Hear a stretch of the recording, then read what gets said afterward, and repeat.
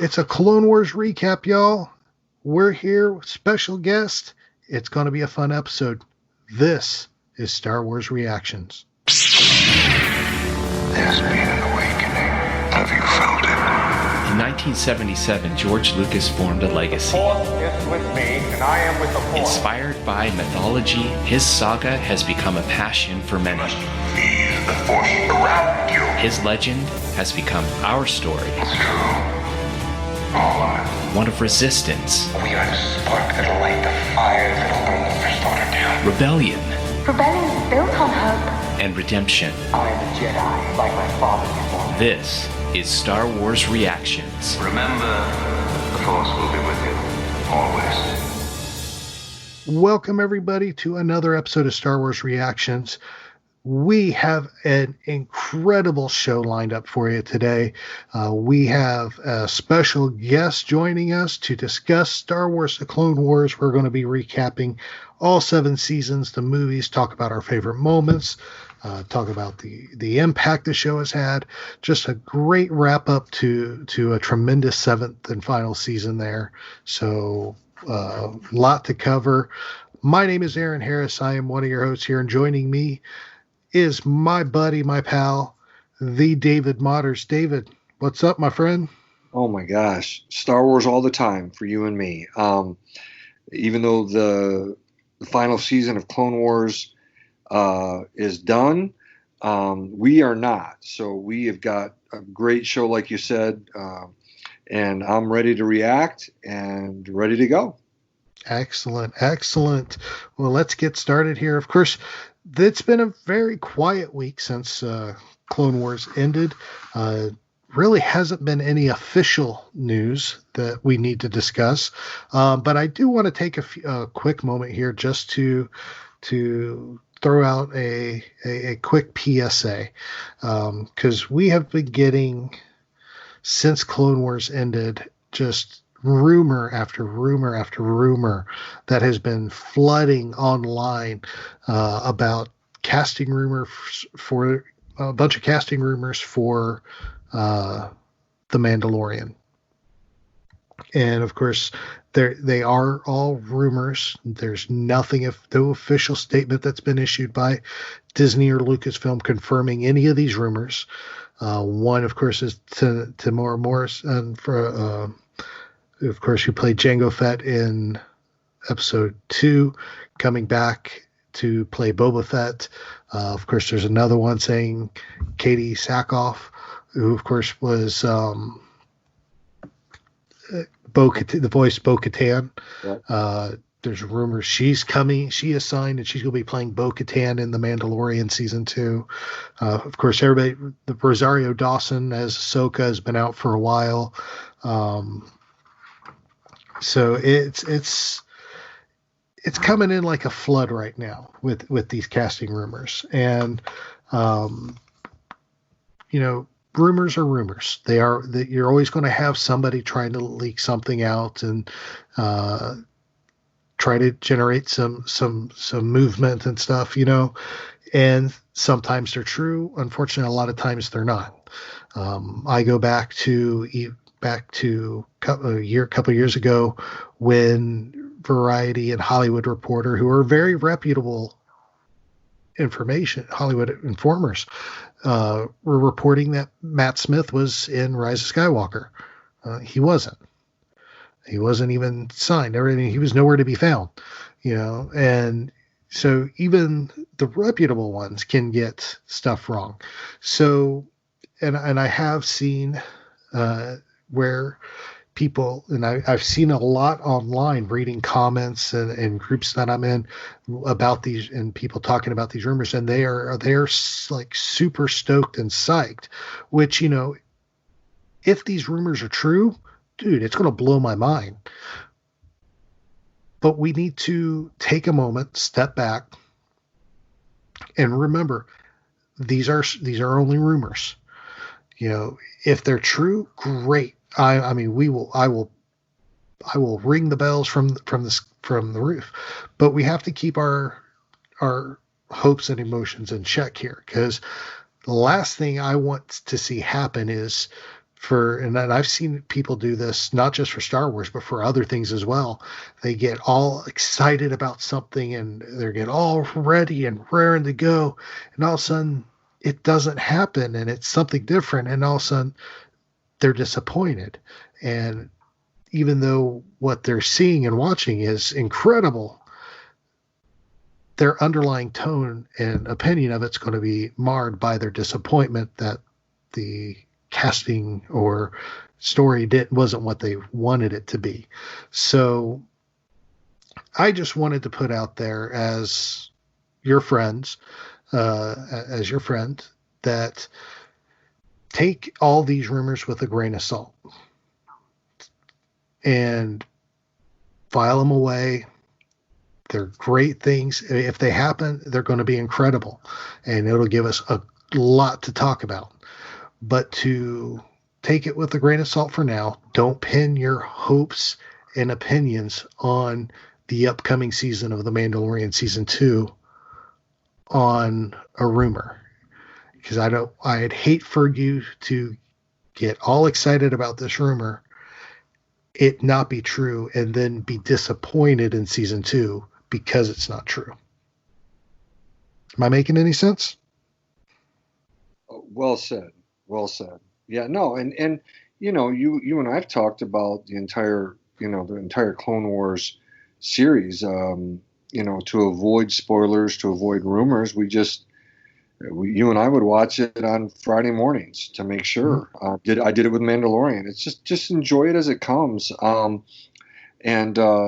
keep yourself spoiler free and rumor free. Just enjoy the content as it's released on Disney Plus, and just have a wonderful viewing experience versus, like Aaron said, getting upset and mad if you don't see something that you thought was going to happen. Yeah. Exactly. And so, yeah, so it's simple as that. I just wanted to throw that out there because, you know, we care about it. We care about all of our listeners and all of our friends, and we don't want anybody to be disappointed if something is not accurate. So, and with that, that's that. Let's move past that.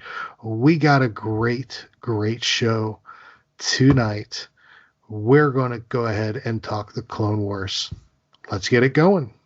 All right. Well, today, everybody, we have a great discussion for you. We are discussing our love for Star Wars, the Clone Wars. We're discussing everything about the Clone Wars, from the movie through the 7 seasons to the final arc. That was just absolutely mind-blowing. And, you know, David and I could sit here and talk Clone Wars all night, but we figured we needed to have someone to talk Clone Wars with who loved Clone Wars just as much as we do and has some great insight. And we couldn't think of anyone better than author Adam Bray. Adam is a world-renowned author, Amazon best-selling author. He's written over 20 Star Wars books, Marvel, Legos. He's done it all. Even travel guides from all over the world. So excellent author, very knowledgeable. Adam, welcome to Star Wars Reactions. Well, hello there. Thanks for having me on. Oh, our pleasure. We are grateful you're able to join us for this Clone Wars love fest, essentially. So let's go ahead and jump right into it. Of course, we all know Star Wars: The Clone Wars, of course, has been around since 2008 when the movie made its theatrical debut, August of 2008. Then we got 7 seasons, 133 episodes spanning 2008 through this year, 2020. From 3 different networks. Started on Cartoon Network, went to Netflix, and ended on Disney Plus. So a lot of great story and a lot of great content throughout those 7 seasons. You know, let's go ahead and just start peeling this apart and start with what our first impressions were of the Clone Wars. What is your first memory of Star Wars: The Clone Wars? Adam, what's your first memory of this show? Yeah, it was kind of weird. Clone Wars completely blindsided me. I was actually getting ready to return to live in Vietnam again. And just while I was getting ready for my flights, I think I saw a commercial for the movie on TV, and I was like, what on earth is this? 3D animated Star Wars? Who ever thought of such a thing? It had never crossed my mind that we would get something like that. Because I hadn't seen, any of the discussion or build up, or if there were any behind the scenes things leading up to it, I had no idea. I thought Star Wars was, over and in the box and reduced to DVD by that time. So, yeah, I was completely caught by surprise. And I never saw the movie in the theater. I guess it must have screened after I got to Vietnam. And so I ended up seeing it. I know I saw it online. It must have been iTunes or something. But I actually started watching the series long before I ever watched the movie. So I had kind of a backwards and roundabout way of getting introduced to it. Oh, that's an interesting story. That's cool. David, what was your first memory of the Clone Wars? Yeah, similar to Adam, in 2005, I thought, okay, just like 1983, here's the end of Star Wars, and wrapped up another trilogy, and I thought that was it. But clearly they were working behind the scenes, Filoni and Lucas. And so I remember my friends here talking about taking our young boys to see it. And so mine is, we went opening weekend. We probably had, one, two, three, probably 6, 7 boys there, all about 4, 5 years old. And we went to the movie there in the theater, August of 2008. I really enjoyed it. It was fun. You could tell that they had put several episodes together, and it didn't quite flow totally smoothly. But I remember enjoying it.